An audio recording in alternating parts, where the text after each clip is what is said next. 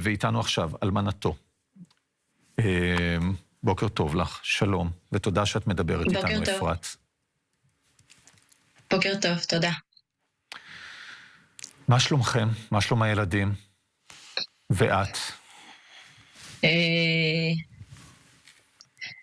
אני אסור לשאול אותי מה שלומי, כי התשובות הן לא אותה תשובה, והיא לא לשידור.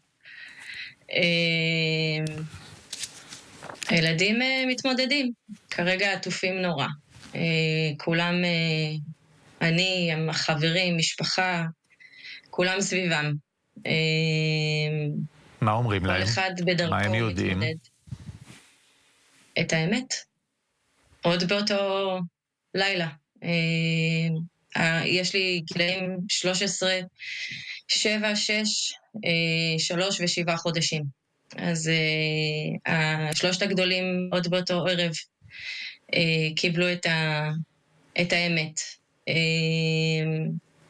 הקטנה, הבת 3, אני לא חושבת שזה, כאילו זה לא אומר לה כלום. אתמול שאלה את אחותי מתי אבא חוזר מהמת. כאילו זה לא, אין כאילו שום הבנה בהקשר הזה. אבל הגדולים מעכלים לאט לאט. אני חושבת שעכשיו כשהם עטופים קצת פחות מרגישים את החסר. הם ירגישו אותו כשזה יגיע לנקודות, כמו לעלות לכיתה א', כמו טיולים שנתיים, כמו טיולי שטח, שזה משהו שהיינו עושים אותו המון עם לירן. כל מיני דברים שלירן היה אלוף בהם, ואין עכשיו מי שיעשה את זה איתם. אני מחזיר אותך לאותה שבת, אני מניח שאצלו, בטח כשהוא בצוות לוטר, לא היה ספק, זאת אומרת, איך שהוא שומע, הוא מזנק ורץ, אתה נותן נשיקה, הוא אומר, אני אחזור, יהיה בסדר, הרי כמעט אני יכול לשמוע את הטקסט הזה באוזניים. אז זהו שלא. הקמנו, אנחנו גרים במושב כמהין, אזור שנקרא פתחת ניצנה. כשקמנו באותו בוקר, ראינו את כל הנפילות בכל מקום, ומבחינתי, בתחושה שלי, אנחנו במקום שלא מגיעים אליו, הוא שקט, הוא רגוע. לירן פתאום אומר לי, טוב, תורידי את האפליקציה של פיקוד העורף, ואמרתי לו, בשביל מה? ממתי אנחנו צריכים את זה? אז הוא אמר לי, ממי, היום זה מגיע גם לפה, תורידי. וראיתי אותו מתארגן ככה עם התיק של הצבא, עם הקסדה, נשק, הכל, ואמרתי לו, אבל לאן אתה הולך? אז הוא אמר לי, לא, הכל טוב, אני פה בסביבה, אנחנו מתגברים פה, בסביבה רק. לא היה לי מושג שהוא נמצא שם, עד רבע שעה לפני שהודיעו לי, לא היה לי מושג שהוא נמצא, באמצע היום אני והוא דיברנו, בסביבות 11:30 אני והוא דיברנו בטלפון, כאילו התכתבנו, והוא אמר לי עדיין שהוא פה בסביבה מתגבר, שהכל טוב והכל בסדר, כשבפועל הוא כבר היה שם. הייתי כל כך עסוקה עם הילדים, ועם להרגיע אותם מהמציאות החדשה הזאת שנוחתת עליהם, של הזקות, ומה זה בכלל, הם בחיים לא ידעו מה זה. שלא עלה בדעתי שהוא שם. ורק רבע שעה לפני שהגיעו להודיע לי, גם רק בגלל שהחברות שהבעלים שלהם עם לירן בצוות, פתאום אמרו לי, אפרת, הם שם.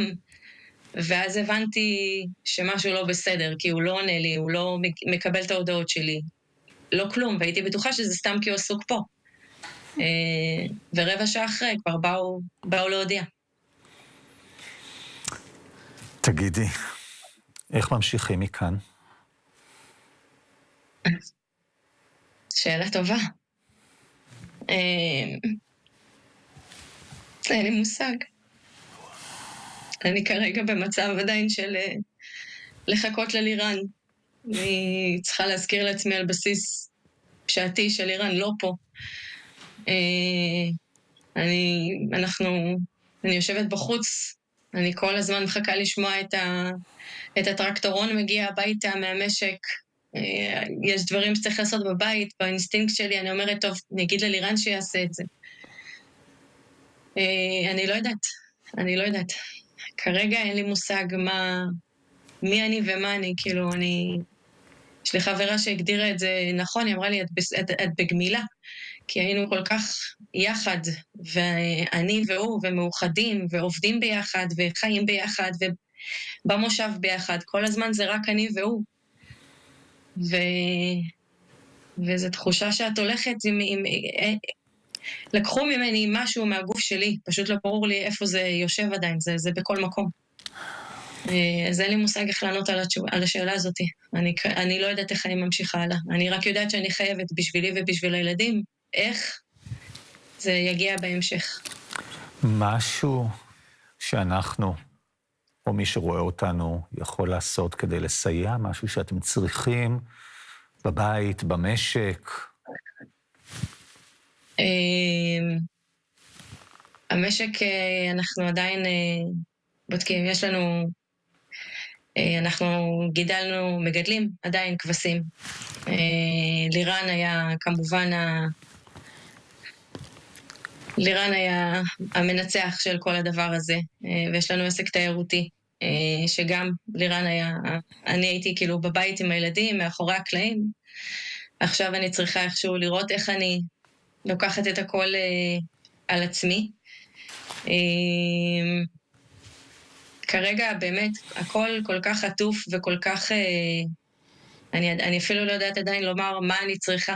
אני מניחה שזה יגיע בשלב מאוחר יותר. כן. אבל כרגע באמת כולם כל כך עטופים, וגם אני, גם הילדים, גם הכבשים. לשמחתי יש לנו את השומר החדש שלירן דאג להביא לאזור שלנו כדי להילחם בפשיעה. ולמזלי החיבור איתם הוא כל כך חזק, והם עושים עבודת קודש מטורפת, והם לקחו על עצמם לדאוג למשק, ויש מתנדבים, ובאמת כאילו אי אפשר, איפה שאני לא מסתכלת, אני רק להגיד תודה על כל האהבה של האנשים האלה, באמת. כן. ברור לי כי לירן היה כזה, אז זה הכל חוזר עכשיו ללירן בחזרה. אפרת, את יודעת, אין יום ב-23, 22, 23 ימים האחרונים שאני לא פוגש אנשים שאני מצטער שלא פגשתי קודם לכן. ואני גם מדבר על החיים, לא רק על המתים, עלייך ועל העוצמות, וגם על סימני השאלה וחוסר הוודאות והדמעות. וכל יום אני משתדל לקחת איתי משפט אחד הביתה. אז היום זה המשפט של הבת שלך, מתי אבא חוזר מהמת? זה משפט שאין מה לעשות. אני רואה את החיוך אני לא יודע איך ממשיכים אחרי משפט כזה, כאילו, יש דברים שאין עליהם תשובות, גם לאנשים שחושבים שיש להם תשובות על הכל. נשארנו עם הרבה שאלות, ועם הרבה חלומות, ועם הרבה אהבה, שאני לא, כאילו, ללירן, כן. גם כאבא, גם כבעל, גם כבן אדם. זה כמו אם מישהו שאל אותי השבוע איך היית מגדירה